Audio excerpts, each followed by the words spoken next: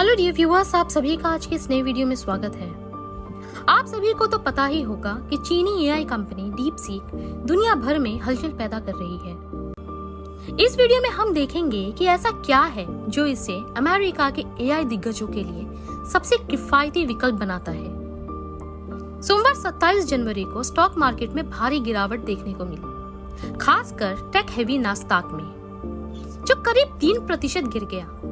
ये पिछले 2 वर्षों की सबसे खराब परफॉर्मेंस है। इस गिरावट का कारण चीनी एआई स्टार्टअप डीपसीक के मीटियोरिक राइज को बताया जा रहा है, जिसने हाल ही में अपने एआई मॉडल्स डीपसीक V3 और डीपसीक R1 एक रीजनिंग मॉडल पेश किए हैं। इन एआई मॉडल्स ने वैश्विक स्तर पर जबरदस्त लोकप्रियता हासिल की और आखिरकार ऐप स्टोर पर ChatGPT को पछाड़कर सबसे ज्यादा डाउनलोड किए गए ऐप बन गए। डीपसीक V3 और डीपसीक R1 ने ओपनएआई के अत्याधुनिक मॉडल्स O1 और O3 को टक्कर दी है और ये सफलता चीनी कंपनी ने उनके मुकाबले बेहद कम निवेश में हासिल की है। तो अब हमारा ये जानना बेहद जरूरी है कि डीपसीक असल में है क्या। डीपसीक चीन के हांगझो जेजियांग में स्थित एक एआई कंपनी है, जिसे एंटरप्रेन्योर लियांग वेंगफेंग ने स्थापित किया है। वेंगफेंग, जो quantitative hedge fund high flyer के सीईओ भी हैं, उन्होंने रिपोर्टेडली 2019 में अपनी कंपनी हाई फ्लायर एआई के साथ एआई पर काम करना शुरू किया। ये कंपनी एआई रिसर्च के लिए समर्पित थी।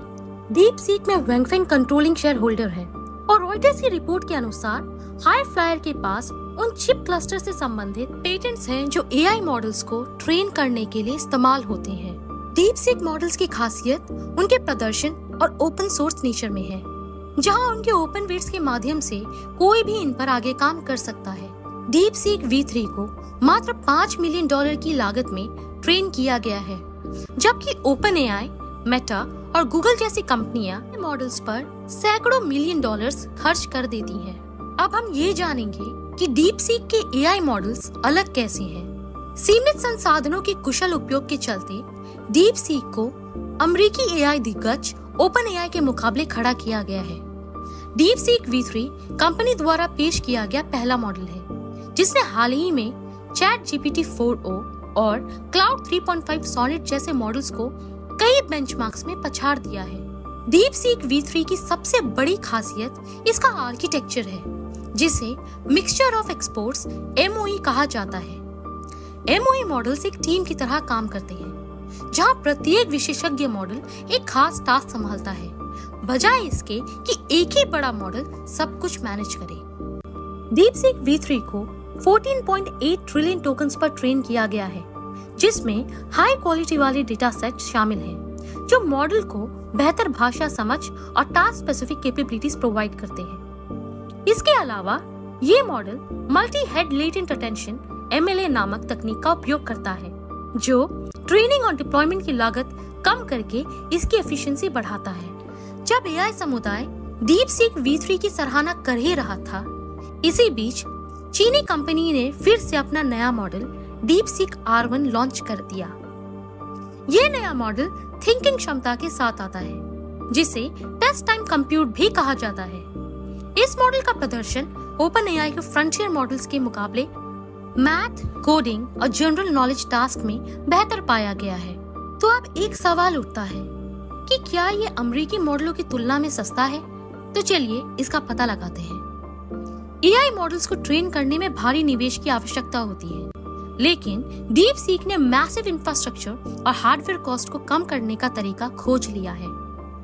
डीपसीक ने NVIDIA H800 GPUs का उपयोग करके अपने लागत को काफी हद तक घटा दिया, जबकि अमेरिकी एआई दिग्गज NVIDIA H100 जैसे एडवांस GPUs का उपयोग करते हैं। वहीं डीपसीक ने NVIDIA H800 पर भरोसा किया, जिसमें reportedly lower chip to chip bandwidth है। 2022 में अमेरिकी रेगुलेटर्स ने नेशनल सिक्योरिटी कंसर्न्स का हवाला देते हुए NVIDIA को A100 और H100 जैसे एडवांस चिप्स चीन में बेचने पर रोक लगा दी थी। इसके बाद NVIDIA ने A800 नामक एक चिप डिजाइन की, जिसमें A100 की कुछ क्षमताओं को घटाया गया ताकि इसे चीन में एक्सपोर्ट किया जा सके। डीप सीक इंजीनियरों ने reportedly low level code optimisations का सहारा लिया ताकि मेमोरी यूसेज को बेहतर बनाया जा सके और चिप के लिमिटेशंस का प्रभाव प्रदर्शन पर ना पड़े। एआई मॉडल्स को ट्रेन करने की प्रक्रिया में मैसिव रिसोर्सेज की खपत होती है। डीप सीक ने auxiliary loss free load balancing नामक तकनीक का उपयोग करके केवल जरूरी हिस्सों को ट्रेन किया। इसके चलते कंपनी ट्रेनिंग लागत को काफी कम करने में सफल रही। डीप सीक की कामयाबी चीनी सरकार के लिए एक बड़ी सफलता है, जो पश्चिम से स्वतंत्र तकनीक विकसित करने का प्रयास कर रही है। हालांकि कम्युनिस्ट पार्टी ने अभी तक इस पर टिप्पणी नहीं की है, लेकिन चीनी राज्य मीडिया ने इस बात पर जोर दिया है कि सिलिकॉन वैली और वॉल स्ट्रीट के दिग्गज डीप सीक के कारण चिंतित हैं, जो अमेरिकी स्टॉक मार्केट को हिला रहा है। यूनिवर्सिटी ऑफ टेक्नोलॉजी सिडनी में एसोसिएट प्रोफेसर मरीना जांग कहती हैं, चीन में डीप सीक की प्रगति को देश की बढ़ती तकनीकी क्षमता और आत्मनिर्भरता के प्रमाण के रूप में मनाया जा रहा है। कंपनी की सफलता को चीन के इनोवेशन 2.0 की पुष्टि के रूप में देखा जा रहा है, जो युवा एंटरप्रेन्योर्स की एक नई पीढ़ी द्वारा संचालित स्वदेशी तकनीकी नेतृत्व का एक नया युग है। हालांकि उन्होंने ये भी चेतावनी दी है कि ये भावना तकनीकी अलगाववाद यानी टेक आइसोलेशनिज्म की ओर ले जा सकती है। अब ये तो सच है कि डीप सीक ने आते ही दुनिया में खलबली मचा दी है। अब ये देखना जरूरी है कि टेक दिग्गज जैसे मेटा और गूगल जैसी कंपनियां इसका जवाब किस तरह से देती है और कब देती है। और ये भी देखना काफी दिलचस्प होगा कि भारत की भी कोई कंपनी इस रेस का हिस्सा आगे चल के बनती है या नहीं। तो आज की इस वीडियो के लिए इतना ही। प्लीज वीडियो को लाइक, शेयर और सब्सक्राइब जरूर।